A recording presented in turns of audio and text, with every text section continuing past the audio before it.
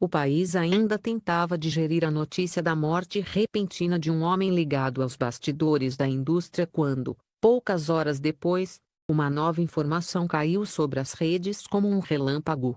Uma filmagem, confirmada pelas autoridades como autêntica, mostrava o empresário Ji Menglong e a atriz Song Yiren aparecendo em plena cena de um caso criminal, para choque geral, rindo.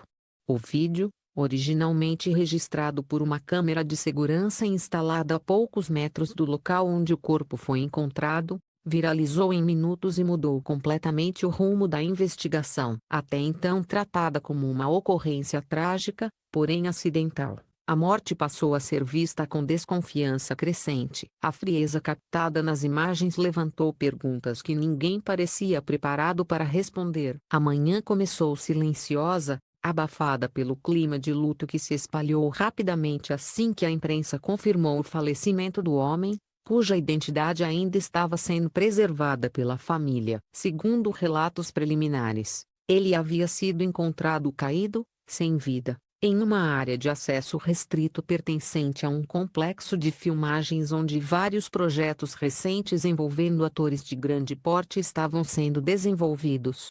A polícia, chamada imediatamente por trabalhadores do local, isolou a área e iniciou os procedimentos padrões. Nada indicava, naquele primeiro momento, algo além de um acidente lamentável. Mas isso foi antes da filmagem aparecer. Quando o vídeo começou a circular, trazendo a data, o horário e as coordenadas exatas da cena, a narrativa inicial ficou completamente desmontada. A gravação, embora curta, captava com clareza dois rostos reconhecíveis, o empresário Ji Menglong, figura sempre presente ao lado do ator, e a atriz Song Yiren, conhecida principalmente por seus papéis em dramas românticos. Eles caminhavam lado a lado em direção ao ponto onde, cerca de 10 minutos antes, o corpo havia sido descoberto. O mais perturbador na cena não era a presença deles, e sim o comportamento. Ambos pareciam despreocupados e descontraídos. Em determinado momento, o empresário diz algo que faz Irene soltar uma risada breve, porém nítida, momentos antes de perceberem a câmera, ou talvez nem a percebessem, já que nenhum dos dois fez qualquer tentativa de esconder o rosto. A reação pública foi imediata e feroz. Para muitos, havia algo profundamente inadequado na postura dos dois ao se aproximarem de um local que, até aquele horário, ainda estava envolvido em mistério. O fato de a morte ter ocorrido em circunstâncias ainda não esclarecidas tornava a aparição deles ainda mais desconcertante. Comentários começaram a pipocar em fóruns sociais e grupos de fãs, tentando montar um quebra-cabeça que, até então, não fazia sentido algum. Por que eles estavam ali? Como haviam chegado ao local tão rapidamente? Acima de tudo, porque estavam rindo. As respostas eram poucas e evasivas. As assessorias de ambos se recusaram a comentar, alegando que não tinham informações suficientes para se pronunciar. A polícia, por sua vez, foi taxativa ao afirmar que a investigação estava em andamento e que qualquer declaração precipitada poderia prejudicar o andamento do caso. Mas esse silêncio institucional apenas alimentou a curiosidade e a indignação do público. Em menos de uma hora, hashtags exigindo esclarecimentos já estavam no topo das tendências globais. No meio do caos digital, surgiram especialistas em comportamento, analistas de investigação independente e até profissionais da área de segurança tentando interpretar a risada captada no vídeo. Alguns argumentaram que o riso poderia ser uma resposta natural ao nervosismo, um mecanismo psicológico comum em situações de estresse extremo. Outros afirmavam que a expressão corporal dos dois mostrava conforto,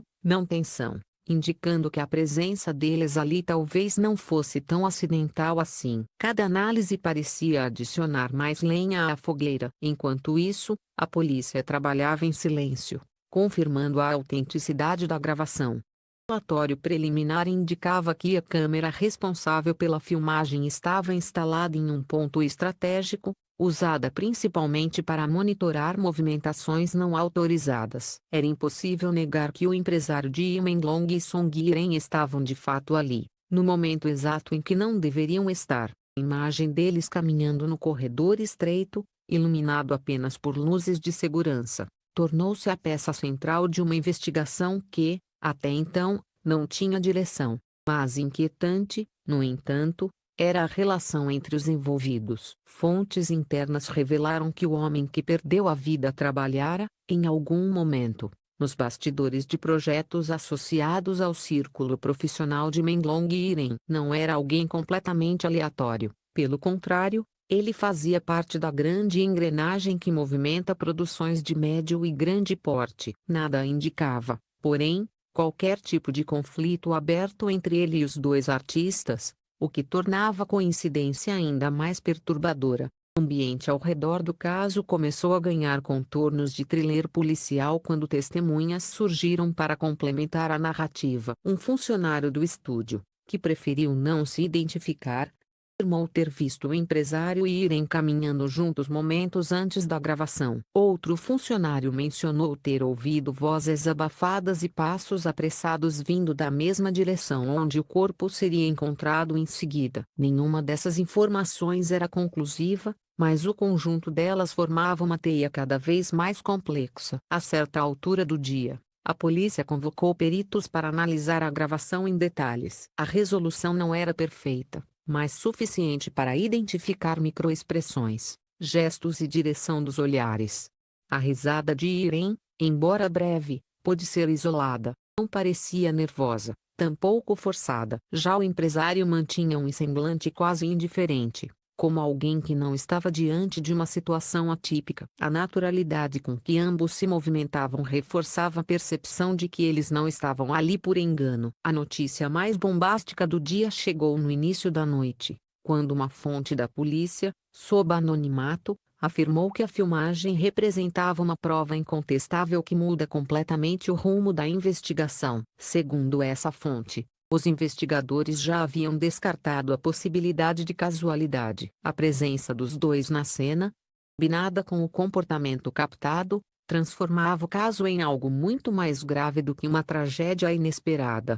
E, aliado a isso, outro elemento começou a ganhar força entre os investigadores: a mensagem final do celular da vítima, enviada minutos antes do óbito, cujo conteúdo ainda não foi revelado ao público. À medida que a noite avançava, a situação se tornava um espetáculo midiático com contornos cada vez mais dramáticos. Repórteres se aglomeravam do lado de fora da delegacia, esperando por qualquer atualização. Grupos de fãs disputavam espaço para defender ou criticar Menglong Iren. Comentários inflamados se espalhavam pelas redes, transformando a discussão em um campo de batalha digital. Em alguns momentos, era difícil distinguir fato de ficção.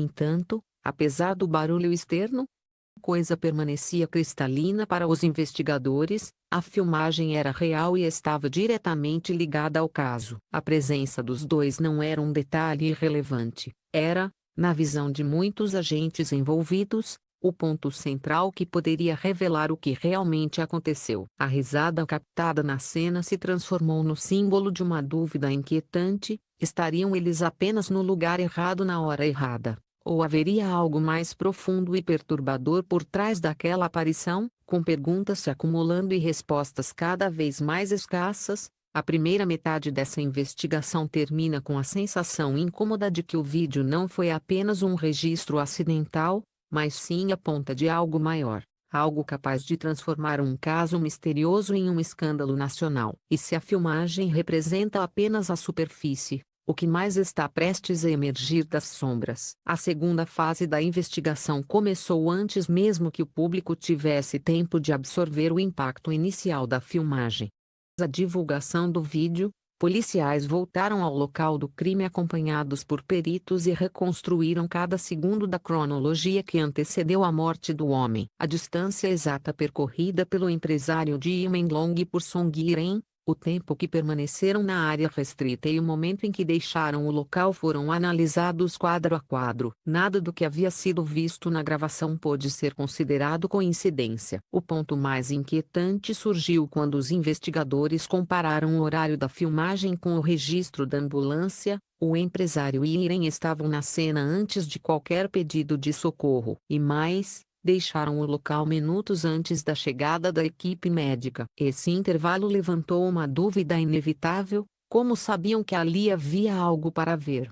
Essa pergunta tornou a presença deles impossível de ignorar. Segundo fontes internas, o comportamento registrado no vídeo se tornou um marco que reclassificou totalmente o caso. Enquanto isso, uma nova peça do quebra-cabeça veio à tona: o celular da vítima. Os peritos conseguiram recuperar uma mensagem enviada pelo homem cerca de 20 minutos antes de morrer. O conteúdo exato permanece sob sigilo, mas uma fonte da delegacia confirmou que a mensagem menciona duas pessoas específicas, reforçando a ligação direta entre o falecido e os dois rostos captados na filmagem. A polícia tratou essa descoberta como um elemento decisivo na nova direção do inquérito. Testemunhas também foram chamadas novamente. Uma delas relatou ter visto o empresário e Irene caminhando apressados, como se soubessem exatamente para onde ir. Outra afirmou ter ouvido ruídos estranhos momentos antes de a filmagem capturar o corredor vazio. Nenhum relato pode ser tomado como prova definitiva,